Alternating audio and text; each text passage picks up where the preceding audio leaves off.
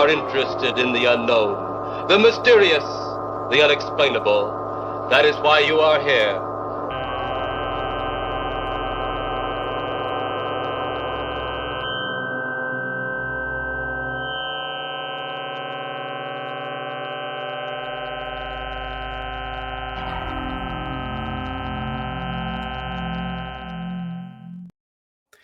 Welcome back to the Code Rad Show. I'm Jason. Joining me is Jim, Hello, my everybody. faithful Hello, Jason. co-host.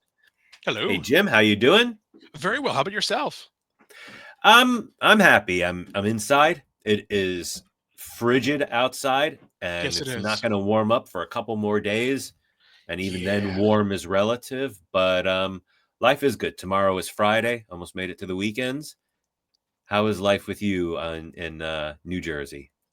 The same. Very frigid, very cold. But not a fan of the winter at all. Never really was. But I know there are warmer days ahead. Just gotta wait. The days are But yeah, getting longer. days are getting longer. Yes, and let's see. Yes, I got tomorrow off. I'm starting a new job. Very excited on this upcoming Monday. I'm very excited. A full-time job, no more part-time. So, Congratulations. well, thank you. It's Thank you very good much. Thank you. news. So I Yeah, feel a great pretty, way to start the new year. indeed. Yes, indeed. And yesterday was my last day at the part-time job, but they were very nice. Oh, right, yeah. Yeah, they were great. So, yes, looking forward to new horizons, new adventures, and just, all the wake of a new year. So just, yeah, I'm feeling pretty happy too. Fantastic. Good. Glad to hear it. Thank you. So I believe you are bringing to us a classic superhero, and Yes, is indeed. this his origin story you're bringing to us? Yes, his first appearance actually. Wiz Comics #2. So Awesome. there was and there it is right there. Yes, indeed. Yeah. So Wiz, this is by Fawcett Publications. Now Fawcett really hadn't been publishing comics, before then. They were mostly into magazines and trade paperbacks, Okay. but they saw how Superman and Batman, how well they were, selling. So it's like, you know what, we should get into that too. So they hired two guys. One you probably know, Bill Parker, who was a sports writer and also an editor, and Oh, also wow. C.C. Beck, who you Yep. probably know from. He mostly was, the artist for Captain Marvel, Yeah. um, and he would work for DC a lot later. But this is the first appearance of him. So maybe for another episode we can get into this, but apparently this is #2, right? We're looking at right here. So apparently I Okay. looked for Wiz Comics #1. Apparently it was never published. Huh.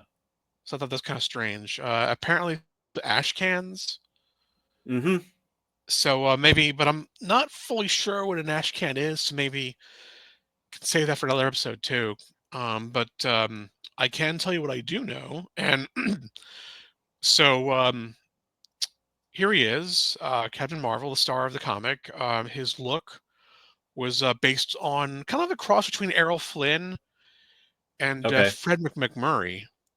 Hmm.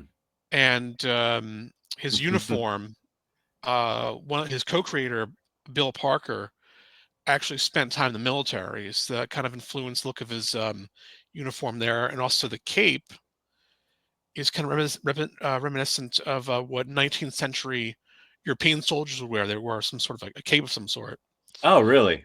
Yeah, yeah. Um, let's see. And also, since he was in the military, he decided that let's name him Captain Marvel. Yeah. So let's dive in. One of the original ideas they had was calling it Thrill Comics, but Mm-hmm. that was taken. Okay. Another idea they had was Flash Comics. Uh, That that was taken too. sure, yeah. So yeah. So finally, they decided to call it Wiz Comics. Okay. And this issue did very, very well. Sold, I believe, 500,000 copies the first. Wow. Yeah, it sold very well, and Let me kind of show you why. Let's start. There we have Captain Marvel, the world's mightiest man, powerful champion of justice, relentless enemy of evil, Captain Marvel. Uh-huh. Let's see. Night in the city. Papers. Paper, sir. Why aren't you home in bed, son? I have no home, sir. I sleep at the subway station. It's warm there. Follow me. So, of course, this is Billy Batson. And I think one smart, very smart thing that Parker and Beck did was that they figured, well, we have heroes that are, reporters. We have some that are millionaire playboys. Why don't we have one that's, our audience is mostly kids. Why don't we have one that's a kid? Yeah. So I thought, most of their fan base was kids. And I think, so many kids, even when we were growing up, I think it's very rare that a kid wouldn't imagine himself being a hero with reading Captain Marvel or Batman or Spider-Man or whoever.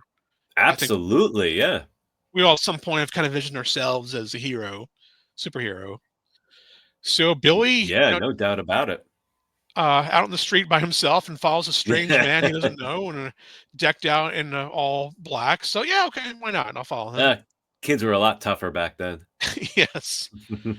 Where are you going? Wait and see. Yikes.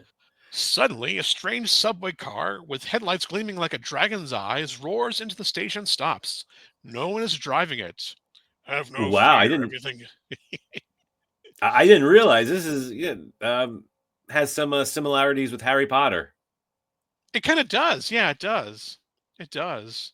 And I'm not sure if here's a Jewish star here on the train. I'm not sure if that was intentional or not. Oh, I did not even notice that. Yeah, I mean, Yeah, there's I'm so not sure if many that was.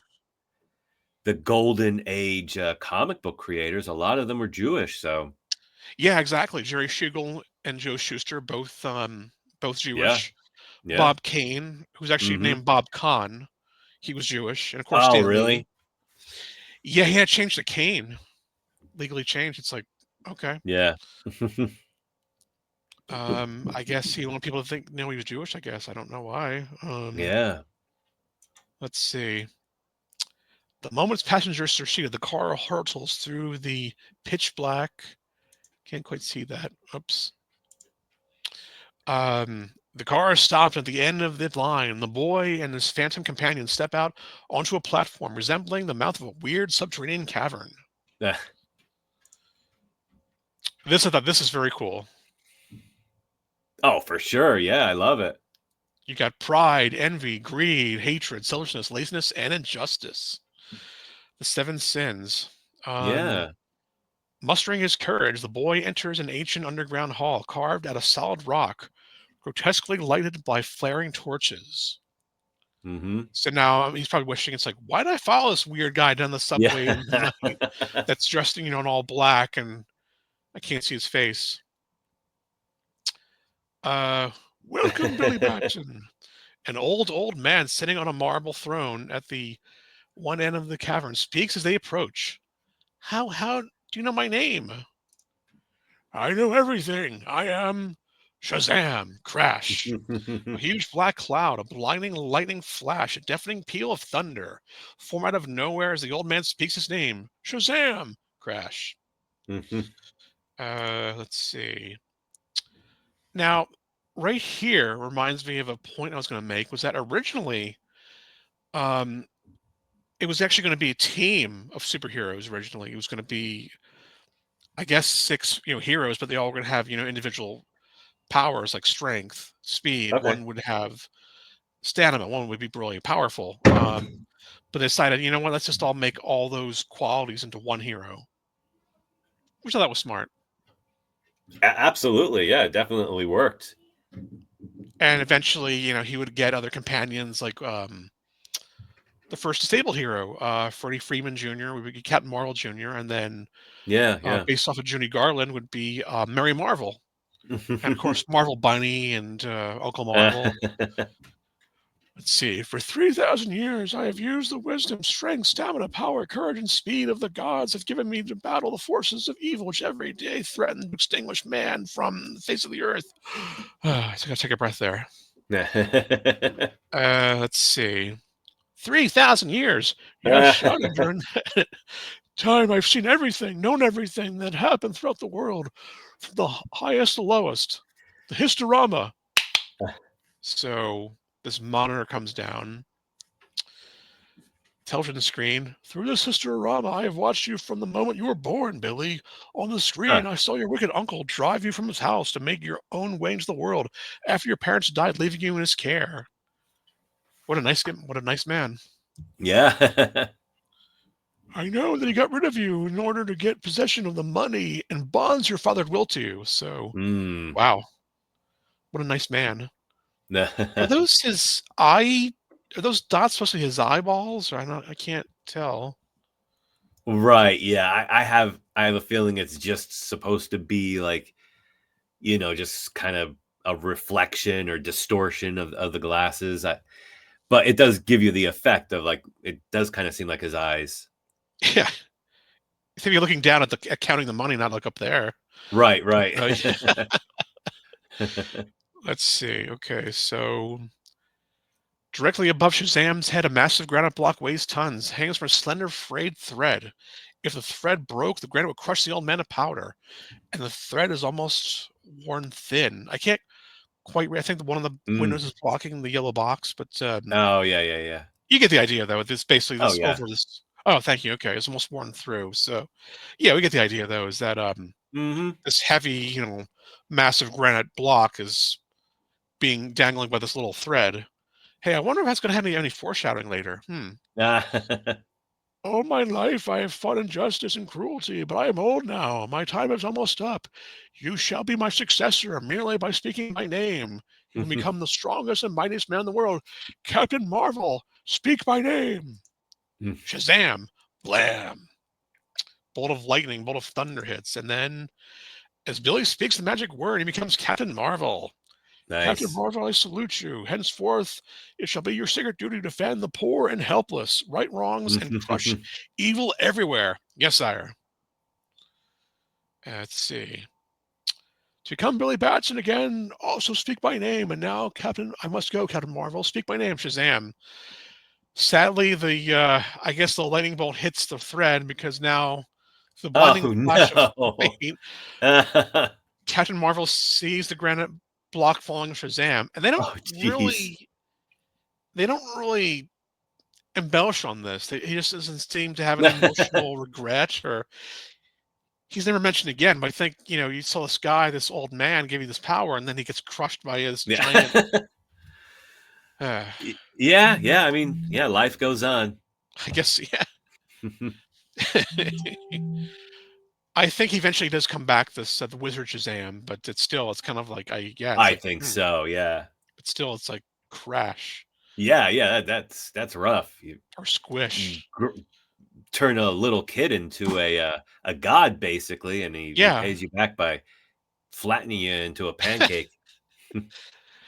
A moment later, Billy finds himself standing in his old post. Shazam, Captain Marvel, and the weird underground cavern had vanished. Gee, it all seems like a dream. Next Yeah. morning, sensational news almost makes Billy forget his night's adventure. Extra, extra, read all about it. The headline says maniac scientist threatens U.S. radio system, demands I think 500 million. I believe it's a lot. It's Yeah, a lot of awesome. yeah, a lot of money. Oh, there we go, 50 yeah. million, I believe. 50 50 million. million looks like, yeah. A lot of 1940. That was a lot of money back then. A lot. Um, Oh god, yeah. just this comic just cost 10 cents. Imagine what that would Yeah. buy you. Give me a paper, kid. Want to read about the boss, eh? Shut up, you fool. Come on, let's get going. Billy overhears a strange conversation. I wonder what they meant. Gee, maybe this boss is the Phantom Scientist. I better follow them. Cheerily, the two men. Billy watches them enter the swanky Sky Tower apartments.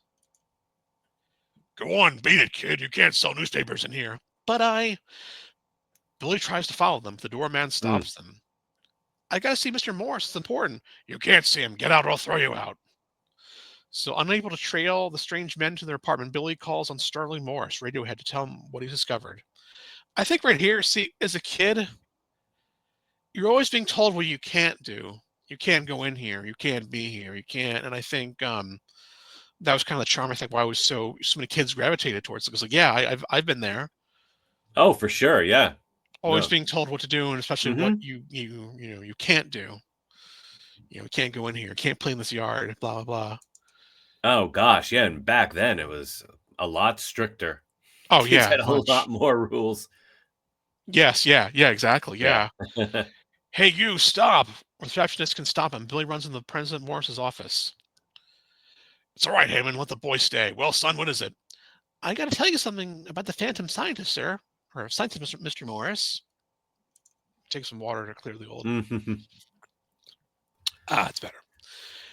And I followed them to the Sky Tower Apartments. I'll bet they were going to see the Phantom. The Sky Tower Apartments? Nonsense, boy.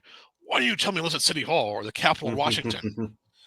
Excitedly, Billy tells Mr. Morris how okay, I think I should read that first, I guess. But yeah, maybe I should have put that exposition box probably up here, probably in the top, but that's all right. Right, right. Yeah, I think these guys were neophytes at writing comic books, creating comic books. They were still figuring it out. Yeah, they're still brand new, but hey, Yeah, this this yeah. this sold very well. 500,000 copies. I mean, when's the last time a comic today selling that much? It's been like years. Yeah, yeah, Um, they struck a nerve. People love Captain Marvel. yeah, oh yeah. But the official ridicules his suspicions. This is a serious matter, boy. I'm in no mood for joking about it. You better go before I lose my temper. So again, I think again, kids maybe try to explain to your parents something and they didn't believe you, but you knew it was true. Yeah. I think every kid goes through that. Now we're seeing this right here. So Mm. again, struck another nerve with the child audience. All right, I go. But if I find the Phantom's laboratory, will you give me a job as radio announcer? A job? I'll give you anything you want if you find this madman. And now get out. I can't waste any more time listening to nonsense. That night, how am I going to get into the apartment house without being seen? May I have to go up the tower, that office building over there? The office building tower quickly takes Billy to the observation tower. This is a job for Captain Marvel, Shazam. He Yeah. speaks the magic word. Boom. Miraculously, Billy has become Captain Marvel. The mighty league, Captain Marvel easily spans the yawning chasms between the buildings. Let's see. What luck. This must be the Phantom's laboratory. Landing on the Sky Tower apartment roof, he peers through a penthouse window.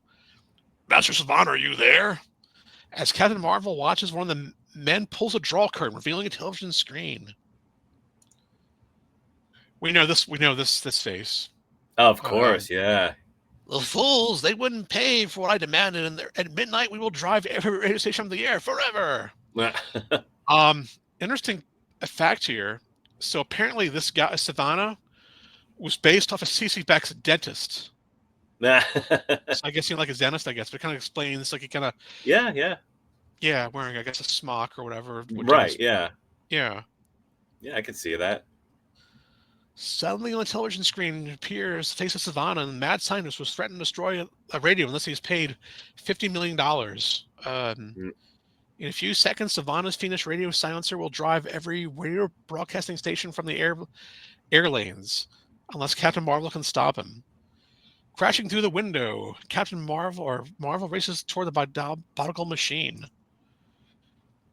With not a second to spare, he smashes this radio silencer to smithereens. Switch that guy's spine. Yeah. Another man races for the private elevator and slams the door behind him. Flexing his powerful muscles, Marvel pulls the door open and grips the elevator cable in steel-like hands and hauls the car back to the penthouse. In a moment, both of the Savannah's terrified assassins are securely bound with a tubing ripped from the radio silencer. Who are you? I am Captain Marvel, gentlemen. Well, Savannah, that's the end of your radio silencer. And not the end of me. We will meet again, Captain Marvel. His work completed, Marvel confronts the scheming scientist who has watched everything through the television screen. Yes, Savannah, we will meet again. And when we do, you'll be behind prison walls or dead. Crash. Well, I guess it ought to hold our friend Savannah for a while. And now, Shazam! Captain Marvel speaks the magic word. Boom! Lightning splits the air. Mr. Morris, this is Billy Batson. Come right over to the Sky Tower apartment penthouse. I got something to show you. Resuming his normal one. And that's what's left of the radio silencer, sir. It doesn't seem possible you did this all by yourself. But you've got to promise. You've got to promise that you won't tell anybody I smashed the radio silencer. I've still got to capture Savannah, and it'll be easier if no one knows who I am. So I'll get out. So I'll get out of here and call, and so you can call the police. Very well, son. I promise. By the way, Mr. Morris, how about that job you promised me? Do I get it? The job is yours from now on. You're a Billy Batson radio reporter. Billy Batson radio reporter. Boy, oh boy. Here's where we're going to town. Me and Will, son. No, sir. Just me and the microphone. That's all, sir. Me and Mike. Billy Batson almost let the cat out of the bag that time. Don't fail to be on hand for next month where he and Captain Marvel go to town. So that's it. So yeah, Captain Marvel was a smash hit, and I want to keep this, I guess, somewhat brief, this presentation, but he would go on to outsell Superman, and DC eventually would sue Captain Marvel, or sue Fawcett rather, for a lawsuit. I think probably about 12 years. I think it went on for a long time. What a shame. It's such a great character. You can see it really struck a chord with people. Yeah. And even though there's obvious similarities between Captain Marvel and Superman, I mean, it's pretty cool, variations on the theme. The old wizard in the cave, and those cool statues and everything.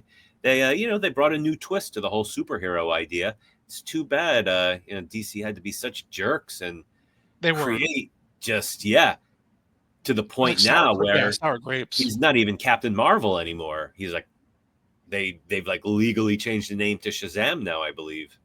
They have. They figured it's easier because now when you mention Captain Marvel now, they think of Carol Danvers, Brie Larson, like Captain Marvel. Yeah. And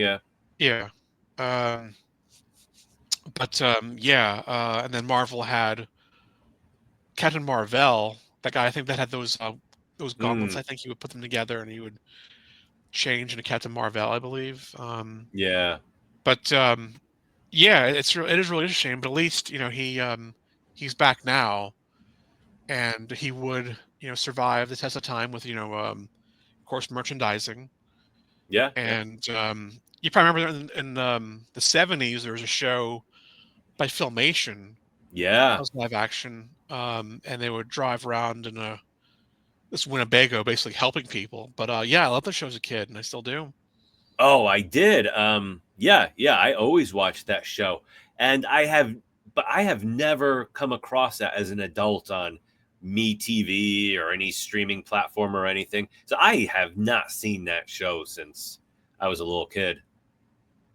Could probably find it on YouTube, I would imagine, if you looked, something like that. I think so. I got the DVDs, if you want to borrow those. Yeah. I have, I just, I'm a big, as you know, I'm pretty big DC geek, so I have, a lot of the DVDs too. But, they have an official release of that? They do. Yeah. Yeah, they do, yeah. As I recall, it was a show with him and also ISIS. Does that ring any bells? Oh, I'm aware of ISIS. I don't know if I ever watched it. I think I just kind of became aware of that going to conventions and seeing it. Yeah, what is this? I'm curious about it. I'd like to see it. Yeah, me too. Is that anything to do with DC? I don't think so. I think DC eventually made their own comic, like based on this hit TV show. Oh, really? Yeah. Oh, okay. But I think it was just original character. I think that either Filmation that's what I figured. Yeah. I do know that Filmation wanted to be an animated series originally, and then I think CBS said, "Can you make it live action?" They're like, "Sure, we can," but they had no idea if they could or not, but they did. So, but yeah, I gotta say, down here.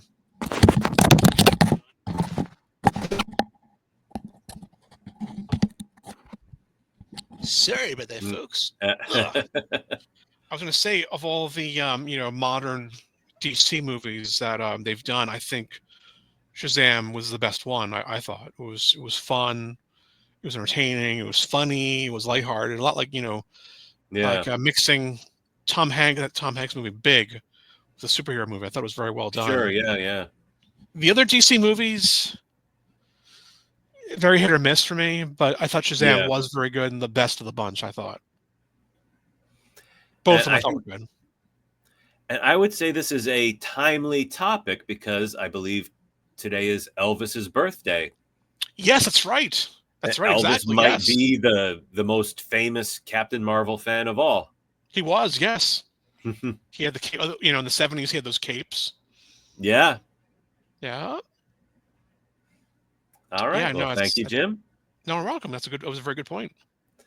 And so I have decided to do something a little bit different instead of picking out a random comic book, semi-random. I've decided to go with Providence 2 because, of course, I'm all about H.P. Lovecraft. I have a collection of Lovecraftian tales of cosmic horror coming out soon, which I need to do a better job of promoting. But that is almost ready to go up for sale. So I do enjoy talking about H.P. Lovecraft and re-experiencing Lovecraft's literature and things related to that. So I'm going to talk to you about Providence number 2.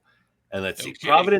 Providence issue 2 is called The Hook, which Lovecraft fans, I think, will most likely realize is based on the Lovecraft story. Oh my goodness, I can't believe I can't even remember. The name of the story is like The Horror at Red Hook, I believe.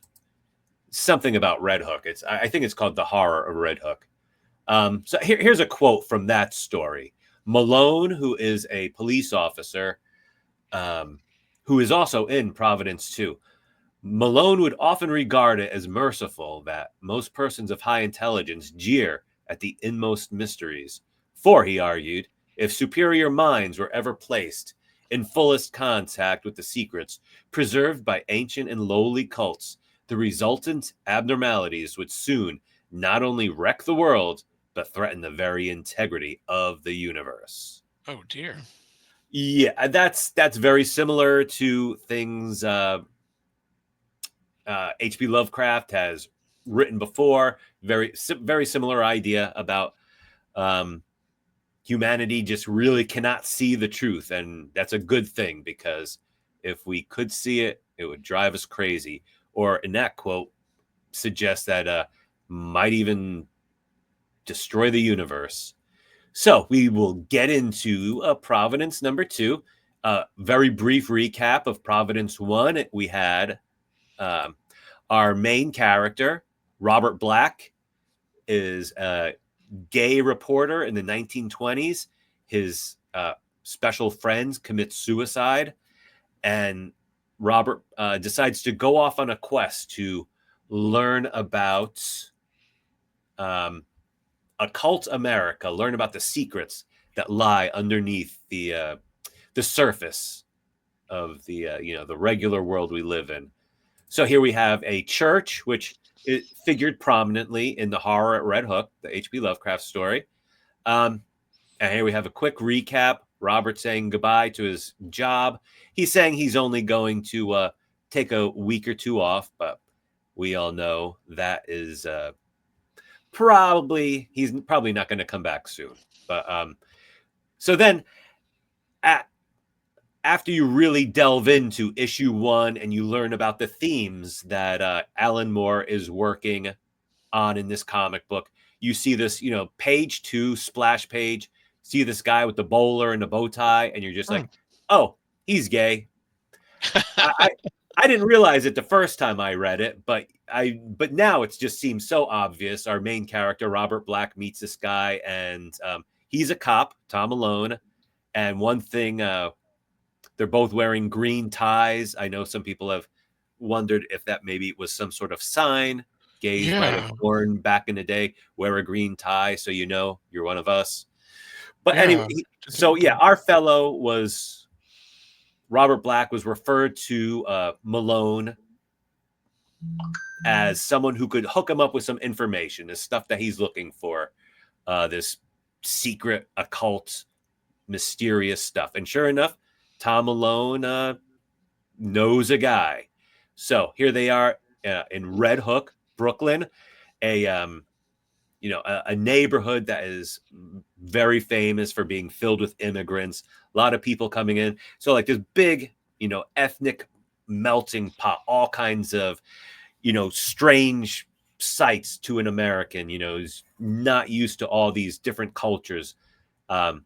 We deal a lot with the Middle Eastern cultures here. And so here they are talking, flirting, and you see there's a lot of mystery.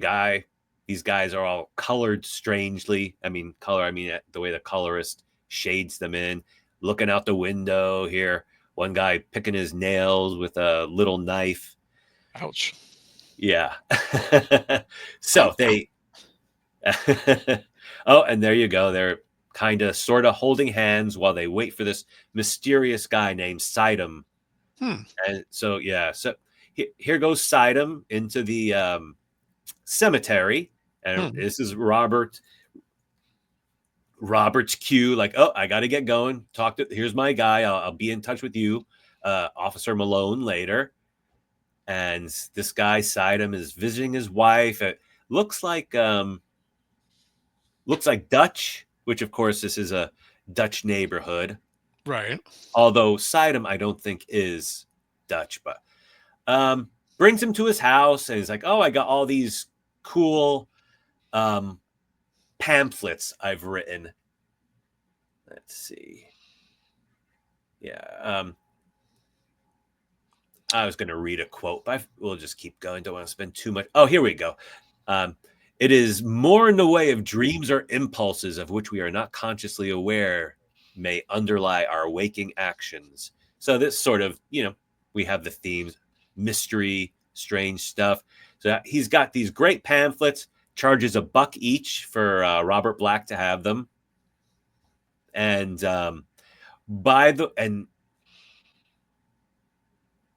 and so, yeah, here you see he's talking Lilith, the name from the Bible, learning about strange things cultures believe. His now here is like one of his, not exactly a cult member, but he does sort of a study group. And this woman is famous.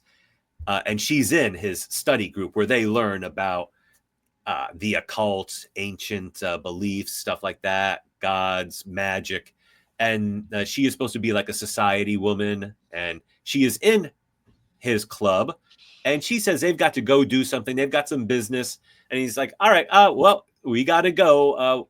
If you want to keep looking through my pamphlets, take what you want, make sure you leave money, and we're going to go. So that's a little odd. And you see Robert here is, sure, thanks. So they leave him alone in the house, which there is, of course, something you could not resist. The basements. This series is known for like very, for attention to detail, historically speaking. Here you have flashlights hanging up at the top of a stairwell to the basement. I wonder if that was a usual thing back in the 1920s. I wonder. Have flashlights hanging by the entrance to the basement. So as he's down here, of course, we've got mysterious occult diagrams and even a sub basement, of course. So yeah, it just keeps getting better. And so you have caves down here. So here's the theme of the day: discovering things in caves. Yes. Hidden caves. And unfortunately, our hero, Robert Black, is not going to discover anything good like superpowers.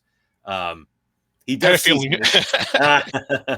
he does see some very cool stuff. Here you have this gold column and some bones, which you can't really tell from looking at the picture, but these bones are small, which is to say they belong to children.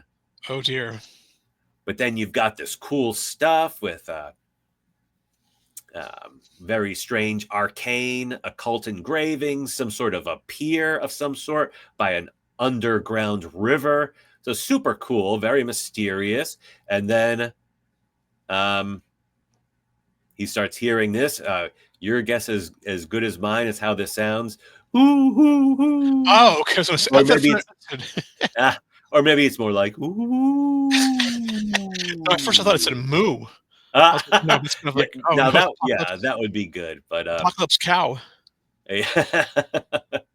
but yeah, this lovely creature comes crawling out of the cave. I think Whoa. we're meant to believe that this is the Lilith. So it comes chasing our hero, very scary, chases him around the caves, and that's that's pretty much it. Chases him until he falls and clonks his head. And so next scene, he wakes up. He's being woken up by the Dr. Sidem. Or I guess he's not a doctor. He's Mr. Sidem. Very embarrassing. You snuck down into the guy's basement and you wake up, or you get woken up by the owner as you were like passed out in his basement. See, no more cave. He's just in the basement. Oh. Yep, I guess is like, oh. So he automatically thinks, oh, that was all a dream, all that stuff. And so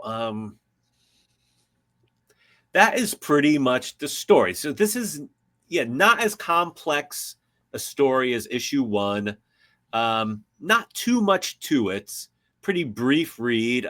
Here we have the little kicker at the end. We see there's this fellow, he represents the ethnic Red Hook. We see all sorts of people from other countries around Brooklyn. And he's like, he's like, all right, see you later. Thanks for the pamphlets. And then we get the view from the other side of this guy holding the peacock feather. I believe he belongs to the ethnic group called the Yazidis, who I believe Lovecraft mentioned. And they supposedly they do have some odd beliefs, by our standards. And here something is going on with his face. And there is a whole and then like what Alan Moore did with Watchmen. Oh, they don't even include it on the the pirate version. There's page after page of Robert Black's diary. And it was, I did not read the whole thing. It was too long, and it's a bit of a chore because it's like handwriting. So yes, I don't have a lot of commentary to go with issue 2 of Providence. This is where the character kind of begins his journey, leaves Manhattan, and has a strange experience. Fans of H.P. Lovecraft will be reading this and obviously thinking, how does this tie in with the H.P. Lovecraft story, Horror of Red Hook? So, but this did remind me of something from my own life that I wanted to talk about, because this is a strange thing that it's such a weird thing that you never hear about, that I've wondered, did this really happen? Basically, in 2001, right after September 11th, I went to England for a year abroad to study anthropology at the University of East London for the 2001-2002 school year. And I think shortly after I got to England, there was a story in the news that the headless torso of a child was pulled out of the Thames in London. Wow. Yeah, I mean, it's such an incredibly odd thing. I mean, you do not hear about things like this happening very often. No. And no. yeah, I mean, I'm not aware of anything like that happening at any other time in my life that I can remember. And here it is happening in London right after I arrived there. I mean, like 10 days after September 11th. And I don't think about it that often. Once in a while, something like this, the comic book has, themes of child sacrifice, Lilith, and the bones in the cave there. And so I entered in some key words, a child's body, Thames, London, 2001. And sure enough, I was not imagining it. Let's see. I clicked share this, but I do not see it sharing. Let me see. All right, so let's see. Maybe I have to do it a different way. Let me press present. Not that this is all that. All right, maybe I have to stop it first and then present, share screen. And so I found the Wikipedia page, and so this did happen. It happened pretty much as I remembered it. For some reason, I thought the body was from the Caribbean, but according to this, they say that they think the body was from Nigeria. Wow. And yeah, so very strange things going on with themes very similar to this issue of Providence, with um, possible trafficking of uh, humans from the third world, and even being used in child sacrifice. And I think there was something linked cases. In July 2002, a Nigerian woman arrived in the United Kingdom from Germany, claiming to have fled from a Yoruba cult that practiced ritual murders. She claimed that they attempted to kill her son and that she knew Adam, which I did not mention. That was just like the case name given by Hmm. London police. Adam.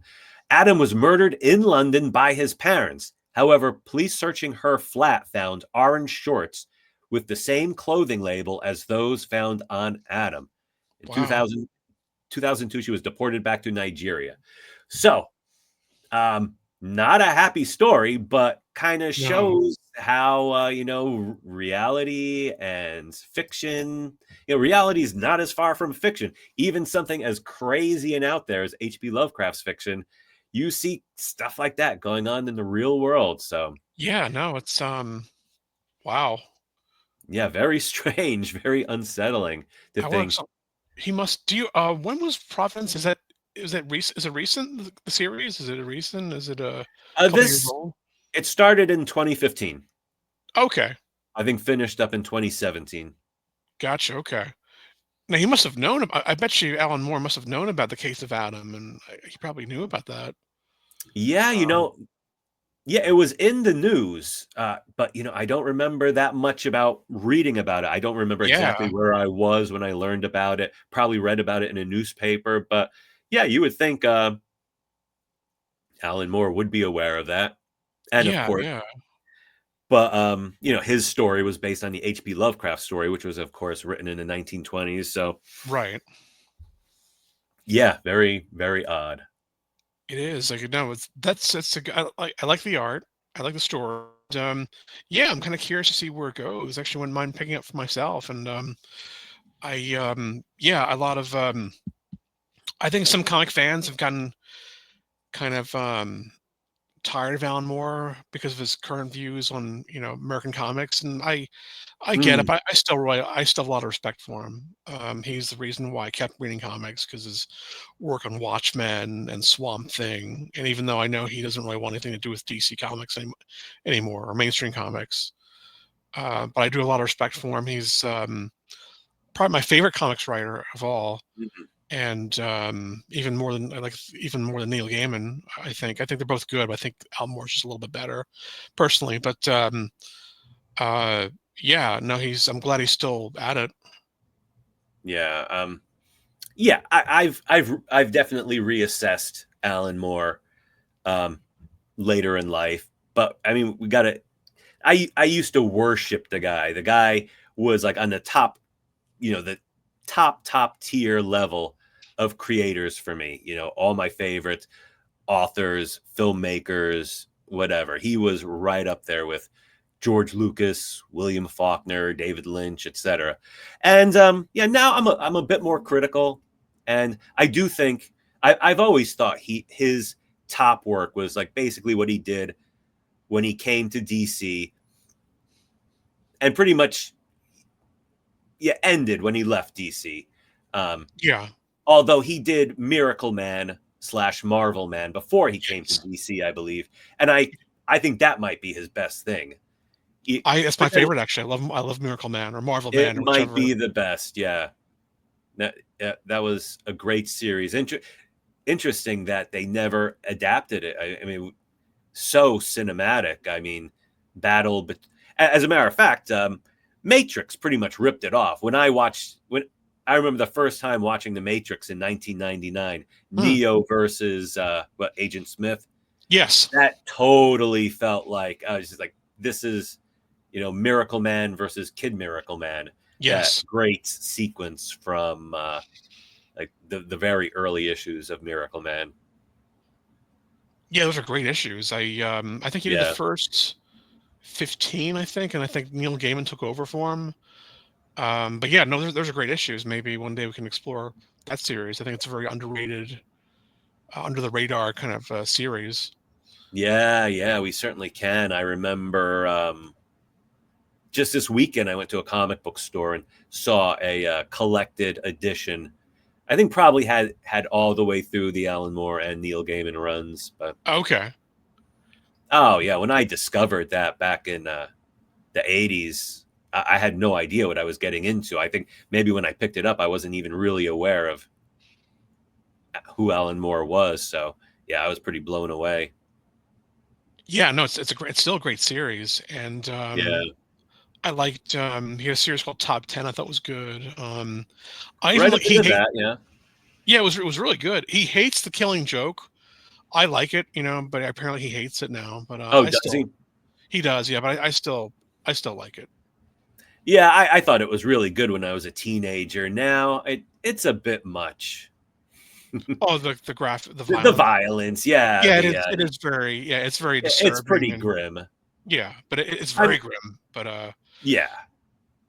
And there's that whole conspiracy or the theory about at the very end, Batman kills a Joker when they're in the rain. But who knows? Yeah. I think that's Grant Morrison's. He claims that's, and I love Grant Morrison as a commentator on comic books. I think he has very interesting analyses of things. And so I'm willing to go along with his idea. I think that makes perfect sense, the idea that Batman kills Joker at the end, because I never thought the ending made a lot of sense. Joker and Batman chortling over an okay joke. Right, yeah, the light switch joke, or the light. Yeah. It wasn't not very funny. No, it's so. Yeah, so when Grant Morrison came out and said that, I was like, yeah, he's right. That's got to be the truth of that.